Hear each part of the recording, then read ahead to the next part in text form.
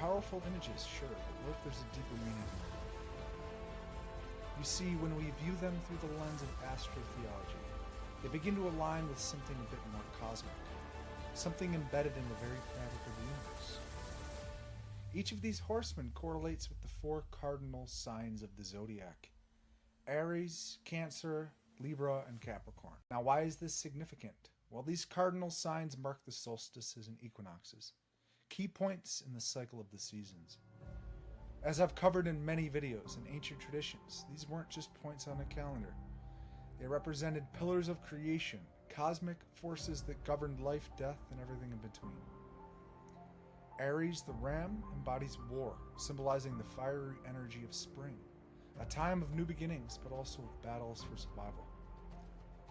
Cancer, which aligns with famine, is tied to summer and the nurturing or withholding of sustenance. Libra, linked to conquest, represents autumn, a time of reaping and balance, often involving struggle and redistribution of resources.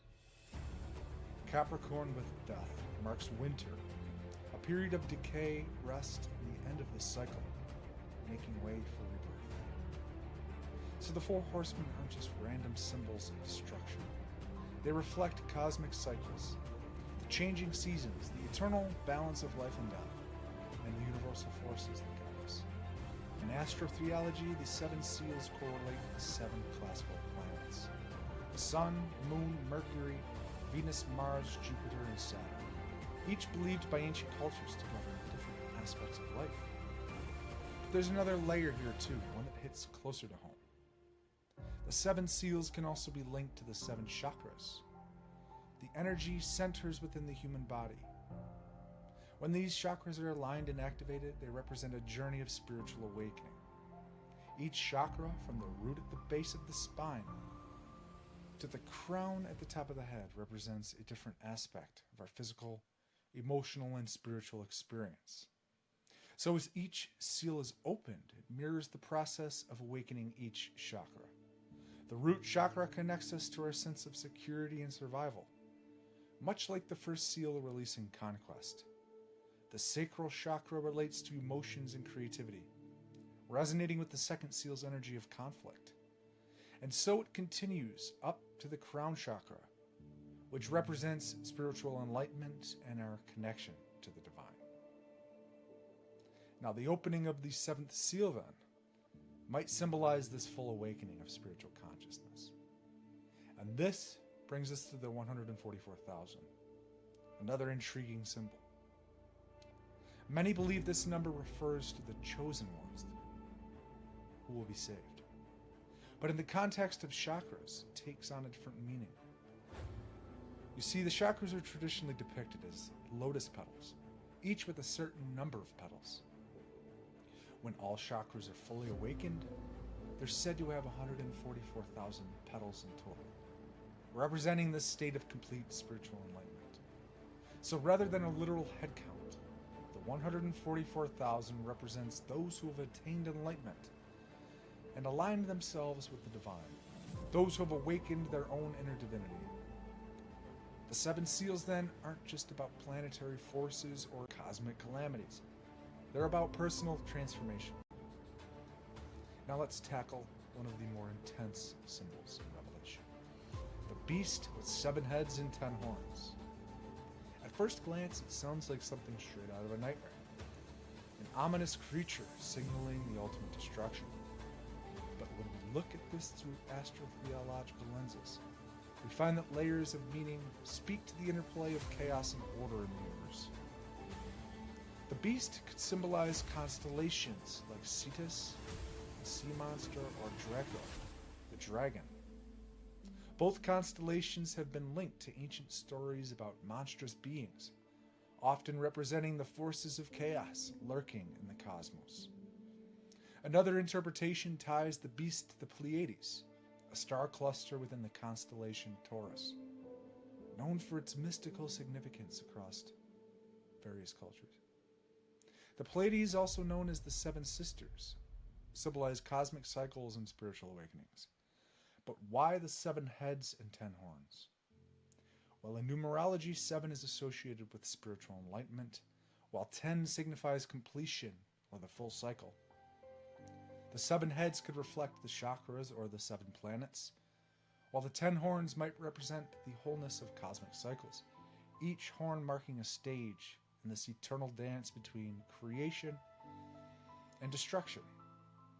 Rather than a literal beast, the creature becomes a metaphor for divine chaos, a necessary counterpart to order. It embodies the darker, unpredictable aspects of existence that balance out the light. Ancient cultures understood that both order and disorder were essential forces within the universe, creating a dynamic equilibrium that keeps the cosmos in balance. The woman clothed with the sun, standing on the moon with a crown of 12 stars. Now, this might seem like an image of divine beauty, but it's also rooted in this cosmic and astrological symbolism. This woman is often linked to Virgo, the Virgin constellation. Virgo is traditionally associated with fertility, harvest, and the divine feminine, attributes of a nurturing and motherly figure. Her presence represents Mother Earth and the creative force that sustains life. She's clothed with the sun, symbolizing illumination and life-giving energy. Just as the sun is essential for all life on Earth, the 12 stars around her head, these are the 12 zodiac signs, a reference to the complete cycle of cosmic influence. But it goes even deeper. The woman's child, often interpreted as Jesus, is born and destined to rule all nations with an iron rod. Through astro-theology, we can see Jesus as a sun figure, the Son of God and the literal sun that brings light and life to the world. Think about it. Jesus is often called the light of the world, and the sun is the source of all physical light on earth. Just as the sun rises and sets each day, Jesus is said to die and be resurrected. I made another video on this. I'll link it here.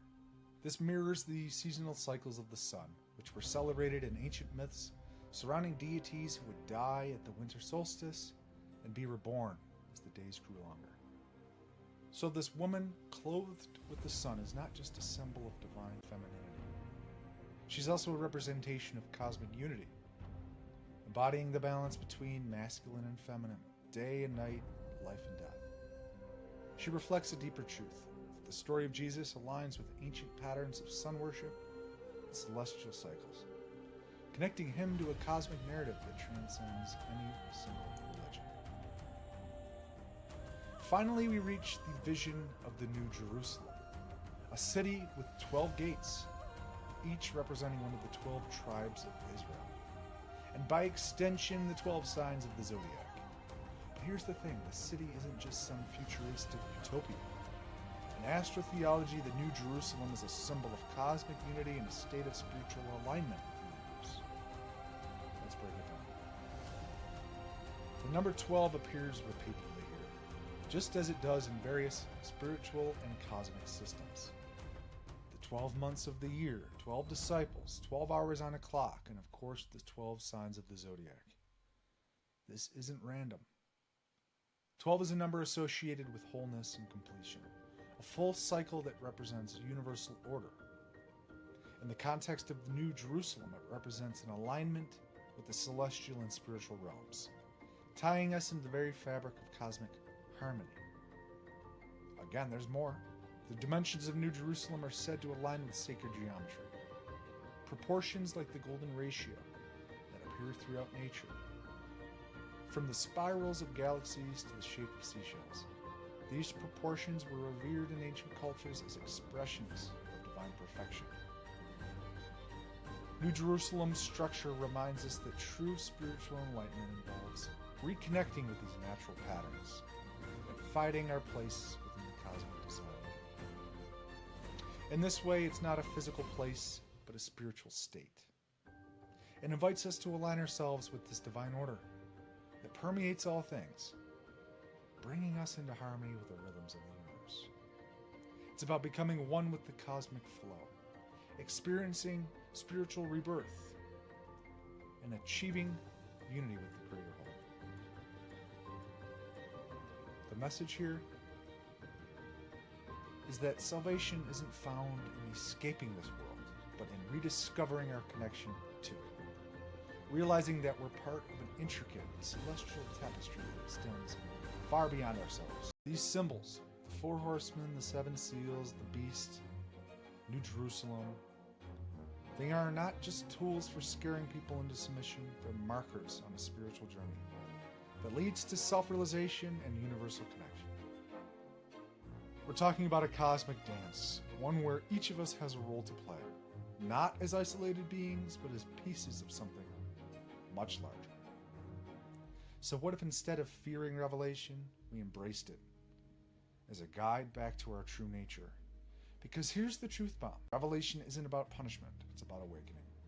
It's about reconnecting with the stars, with the universe, and with ourselves.